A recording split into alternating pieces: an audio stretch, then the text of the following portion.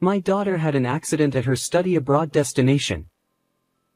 I need to borrow $2,000 for the plane fare. A sudden phone call from my son. What? What did you just say? My mind was in turmoil because I had come to visit my granddaughter, and he had come to visit me. Because I was visiting my granddaughter and the daughter he mentioned was sitting next to me with a scowling face. Let's beat Daddy up. Ha ha. I agreed to her suggestion and decided to punish my lying son. My husband died in an accident when I was 60. We had promised to travel to many places in our old age, but that was suddenly taken away from us. My granddaughter said, "Grandma, let's make that dream come true with me." My granddaughter Emma, who was 9 years old at the time, said to me as I was feeling down. From that point on, she and I made it our goal to travel abroad together. Thanks to my caring granddaughter, I gradually began to walk forward. My son and his wife had lived in the neighborhood since their marriage, and since they both worked, my granddaughter would come home after school at my house. My daughter-in-law, Susan, would pick up Emma after work, which was her routine on weekdays. Sometimes we would have supper together, and I never felt the loneliness of losing my husband. Even outside of school days, the whole family would come to visit me, and I felt that we were building a good family relationship. But there was one thing that worried me. That was my son Daniel. He kept changing jobs and could not find a stable job. I would have supported him if it was for career advancement, but the only reasons he gave were that he didn't like the job, he didn't like his boss, and so on. I don't get paid enough. That's how it is, isn't it?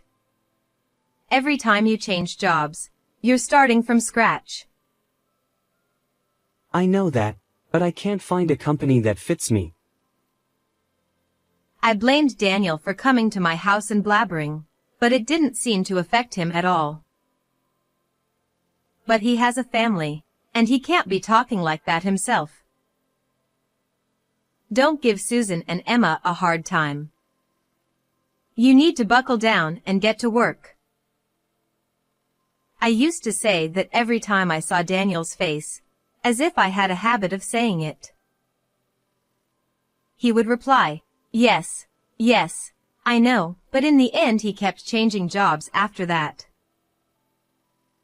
I was wondering what to do, but more importantly, I was feeling sorry for my daughter-in-law. I'm working too, and somehow it's all right.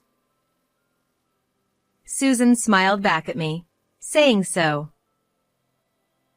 Nevertheless, I was feeling regretful because I wondered if I had not raised my son in the right way.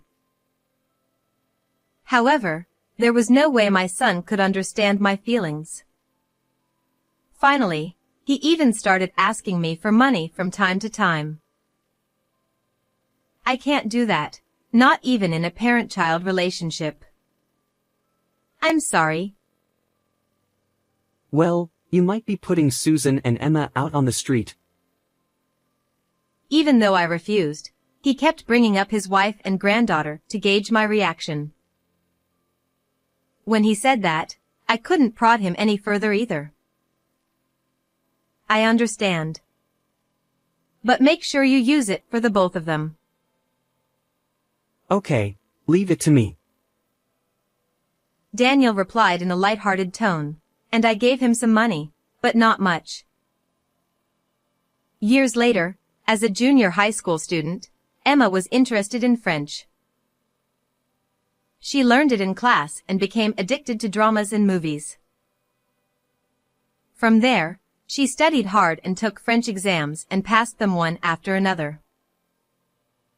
Then she began to think that she wanted to study abroad when she reached high school age. I'm glad you're getting your wish, but I guess I'm going to miss you. What are you talking about? I'm going abroad first and you're coming later. Then you will have a guide and you won't have to worry, right? My granddaughter said with a confident look on her face. I was so happy that I could not believe that she was thinking like that. She is really a sweet girl. I will do my best to support her. Then the months passed, and Emma was a freshman in high school. My son came to my house with a serious look on his face. I might not be able to send her to study abroad because I don't have enough money. Unlike Daniel's previous requests, this time it was about my granddaughter. I answered immediately without any worries. No problem, I will pay for it. What? Are you sure? I had no hesitation because I wanted to support Emma's dream and my husband's insurance money was still untouched. Of course, I knew that my son had been counting on me from the beginning. But I was more concerned for my granddaughter's sake. Emma put more and more effort into her French studies, and in the summer of her sophomore year of high school, she successfully went to France to study. And my son, whom I had been worried about, finally found a job at a company where he could settle down and work, and he told me that he would be able to do his best next time. However, he asked me to help him until his salary stabilized, and I agreed to support my granddaughter's living expenses abroad. It is for Emma's sake. We exchanged messages with my granddaughter and had occasional video phone calls to see how she was doing. At that time, Daniel was busy with work and was not at home much, and Susan often came to visit me by herself. So, I was happy to spend time with the three of us on the video phone sometimes, drinking coffee and talking about things like this and that. Then, 6 months after Emma had studied abroad, I had an idea. I said to my granddaughter, "This is kind of sudden, but do you mind if I come to visit you? I would love to celebrate your birthday with you." I sent an email to my granddaughter. She immediately replied, "Sure." I was so happy that I decided to go visit Emma at her place on her birthday. Since I was going there, I decided to ask my son and his wife if there was anything I could bring with me. She misses the taste of American candy bars. That's what she told me, and she handed me the candy bars.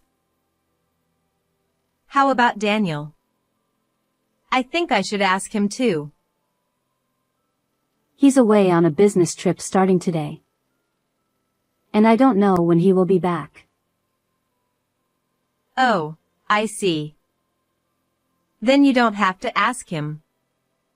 He wouldn't know what she needs anyway. My son usually left his child to his wife, so I thought it would be useless to ask him. So I decided to leave Japan the next day without asking Daniel anything.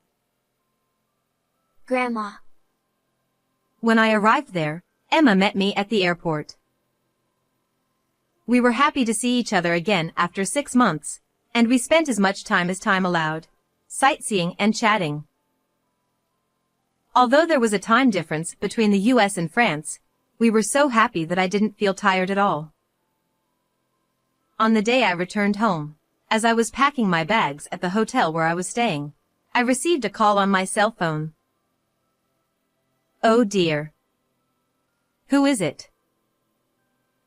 I looked at the screen and saw that the caller's name was Daniel. I pressed the call button, tilting my head at the person who rarely calls me. My daughter had an accident at her study abroad destination. I need to borrow $2,000 to pay for the flight. As soon as the call was connected, I heard my son's impatient voice on the other end of the line. What? What did you just say? I asked back, not understanding what he meant. Thinking it might be a wrong number, I checked the screen again, but it still seemed to be Daniel. Banks are closed on Saturdays and Sundays, aren't they? Besides, I'm on a business trip right now. I'm going to pick up the money directly at home on Sunday, so get ready for me. Yeah. Confused and overwhelmed by my son talking so fast, I could only say, okay. Oh. Then don't call Susan. She's panicked and in no condition to talk. He told me that and unilaterally hung up on me. What the hell is going on? I was becoming increasingly confused. I was talking in speaker mode while packing, so Emma, who was beside me, also heard the conversation. Dad is really a money slacker, isn't he? My granddaughter said in disgust with a sigh. He's a troubled man. I'll have to call him one more time and give him a lesson. I mumbled and tried to pick up my phone. Wait. My granddaughter stopped me. Let's beat Dad. Ha ha. A surprising suggestion from her. Well, that might be a good idea. I had already lost my patience with my son who was trying to get money from me by even telling a ridiculous lie that his own daughter had been injured. So I immediately agreed with Emma's suggestion. On the way to the airport, my granddaughter and I devised a plan to expose my son's evil and decided to trap Daniel. On the Sunday my son specified, I was at home after returning to Japan. I had a slightly thick envelope in my hand. Daniel had sent me a text message saying that he would be there around 10 o'clock, but he arrived a little earlier than the time. Hi, Mom. I pointed out to him that he sounded very carefree for someone who told me that his own daughter had been in an accident. I have to stay calm or I'm going to lose my mind. My wife is already having a hard time with all the crying and fussing. He suddenly looked very serious and said so with a downcast look on his face. I know how you feel. I felt the same way as you when your father had his accident. Sure, you were acting all stout-hearted back then. As I empathized with him, Daniel gently closed his eyes and looked up a little with an air of theatricality. I looked at my son coldly as I held out the envelope I had on hand to him. Here, I put a little more in the envelope. Thank you very much. Immediately, my son's eyes lit up and he immediately slipped it into the pocket of the jacket he was wearing, without even bothering to check the contents. Then he simply said, "Well," and hurried out the front door. But then, about an hour later, I heard Daniel's angry voice coming from the front door. "Mom." I slowly unlocked the door.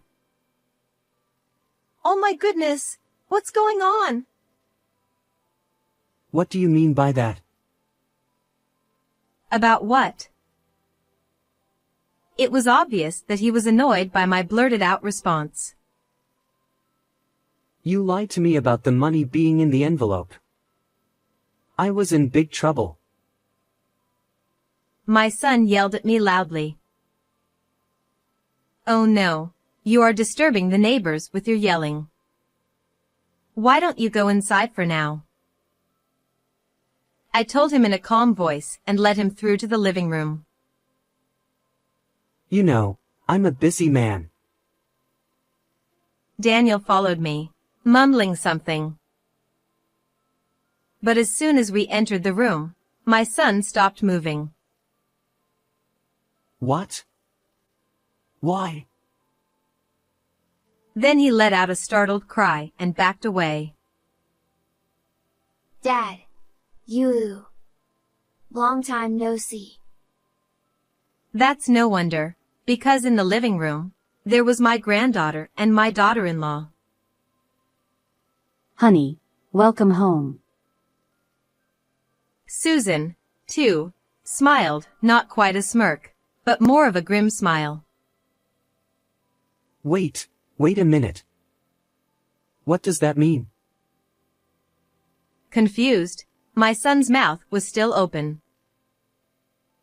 We're in the middle of a girls' party, Tilda. Isn't it? Mom and Grandma. Emma looked at her mother and me in turn and finally smiled at Daniel. He said, "Oh, is that so?" And then he slowly backed up a little bit. I thought he was going to run away from this place, but he couldn't. Sounds like fun, doesn't it? More importantly, you were wrong about Emma having an accident. Ah. At any rate, I'm glad she's safe. I looked at my son with a relieved expression. Oh, what? Maybe it's a scam or something. Then he pretended to be a blabbermouth and set the tone for us. Daniel, who thought I knew nothing about it, began to tell me how he had been duped. Well, now that he's been successfully trapped, let's get started. I looked down at my son's hand. Oh, no, I might have given him the wrong one, I said, and took the envelope from Daniel. Then the contents of the envelope splattered out onto the living room floor. Oh, no. My son panicked and tried to pick them up, which were scattered all over the place. Perhaps because he was in such a hurry, he had a hard time picking them up and even started mumbling and complaining. Damn. Then my granddaughter got up from her chair and slowly picked up something that had fallen at her feet. Huh? What's this? Emma deliberately widened her eyes and showed exaggerated surprise. Yes, in fact, what was inside the envelope was not money, but photographs. What? Hey, Dad. What does this mean? She asked Daniel, this time in a slightly cold voice. Well, it means... He was slurred by Emma's questioning, and his point of view was not clear. It was a picture of my son walking into a payday loan. You had a debt, didn't you? The collection started and you couldn't do anything about it, so your idea was to trick me into taking the money, wasn't it? After I said this, I thrust the demand letter that I had prepared on the table in front of Daniel. Why do you have this thing? Where do you think I was when you called me? Huh? I don't know about that. I thought you were at home watching TV. Surprised, my son answered my question honestly. Well, sure, that's the time I usually do that. I was abroad at the time, at Emma's study abroad place. Daniel rolled his eyes at my answer and mumbled, "Well, why?" I was visiting to wish her a happy birthday. My son, whose head must have been spinning, didn't say anything back. After a while, however, he strode up to his wife and said, Hey! Why didn't you tell me my mom was overseas?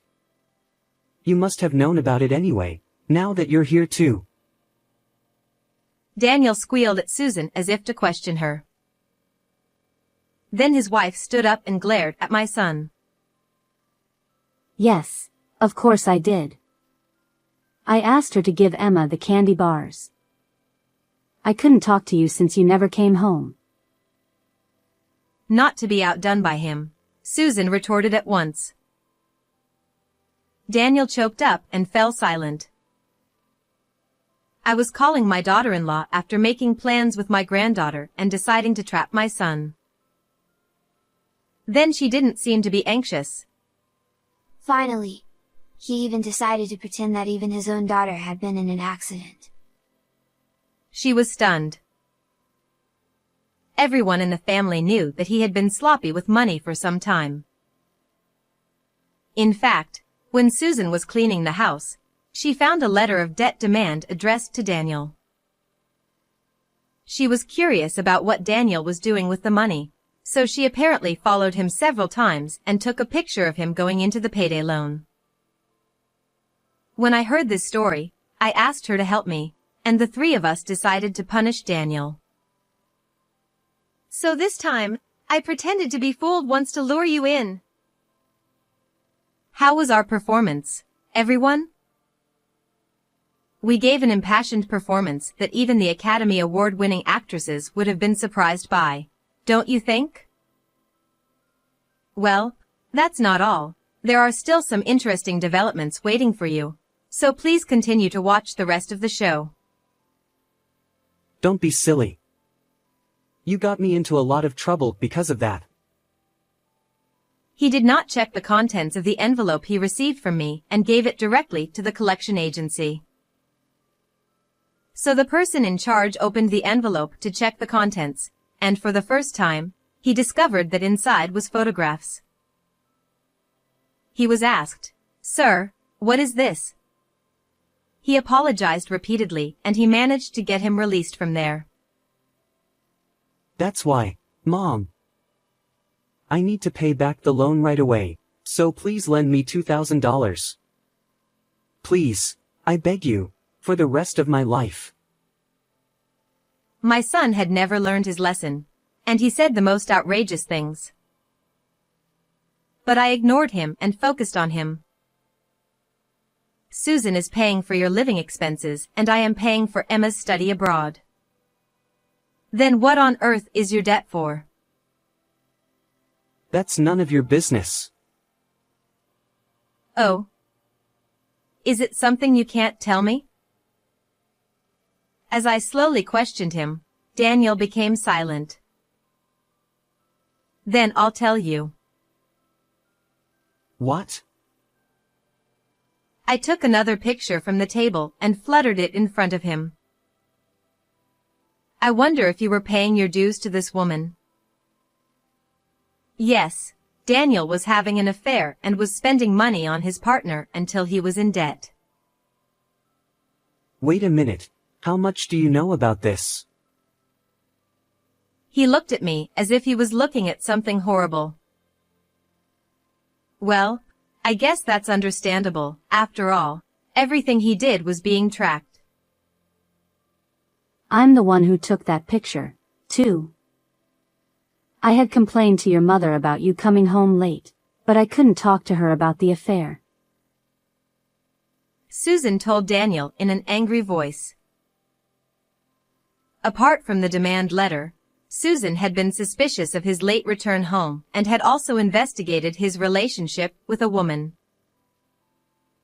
Daniel, as expected, was doing evil, but Susan seemed to have put up with it without divorcing him because Emma was not yet an adult. Incidentally, as for this affair partner, it seems that the relationship started shortly before the granddaughter went to study abroad. My daughter-in-law once told me with a sigh that she just didn't know about it before, and that there might be something else. You're not only sloppy with money, you're sloppy with women. You're disgusting.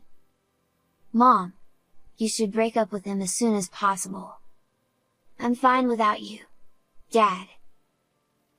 Emma firmly expressed her feelings and smiled at Susan. What the hell? You're a child, don't meddle in our marital affairs. My son, who did not seem to like that, shouted at my granddaughter as well. Besides, you're supposed to be studying abroad. Why are you here?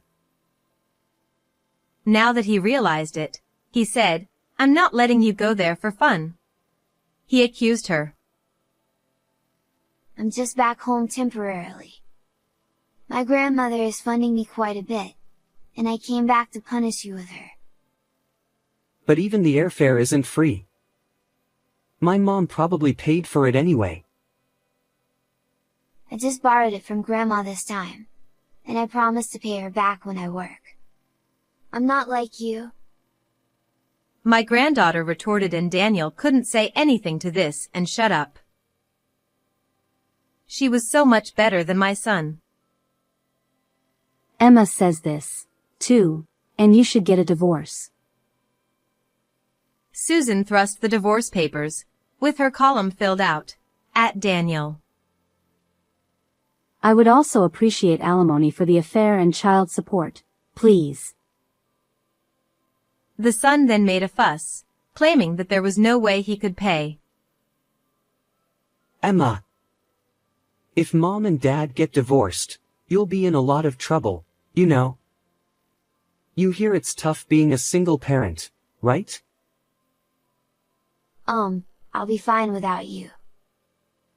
Granddaughter easily dodged Daniel's attempts to hang on. Mom, please. Please tell Susan it's better not to leave me. My son, in desperation, now begged me. You'll have to take care of it yourself. Ah. The amount I was giving you for Emma's living expenses abroad and the amount transferred to her account are different. What does that mean? That's not important right now. No, it does matter. Let me be clear here now. He then confessed that he had taken some of the money he had received and transferred it to his daughter's account. You really are irredeemable, you know that? I don't want a child who cheats his parent. I want you to stay out of my life. Oh, no. I said coldly, and Daniel went into a state of abandonment and froze on the spot. The divorce between the son and daughter-in-law was subsequently finalized. Daniel was to be charged a lump sum of $42,000 in alimony and child support. He could no longer borrow from anywhere and asked me to loan him the money, but of course I firmly pushed him away. In the end, he sold the house and paid his alimony and other bills, but he was not able to pay back all of his debt from the payday loan, and some of the debt remained. Even though my son was disowned by me, he asked me again to let him live in our home because he had no place to live. Of course, I told him that it was impossible.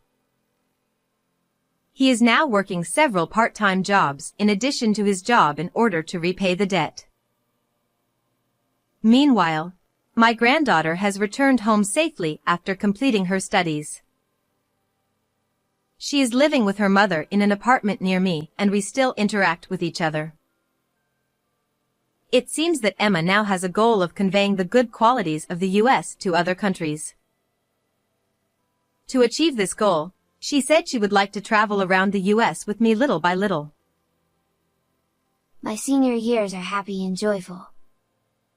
I looked up at the clear blue sky and told my husband in heaven. What do you think of this story?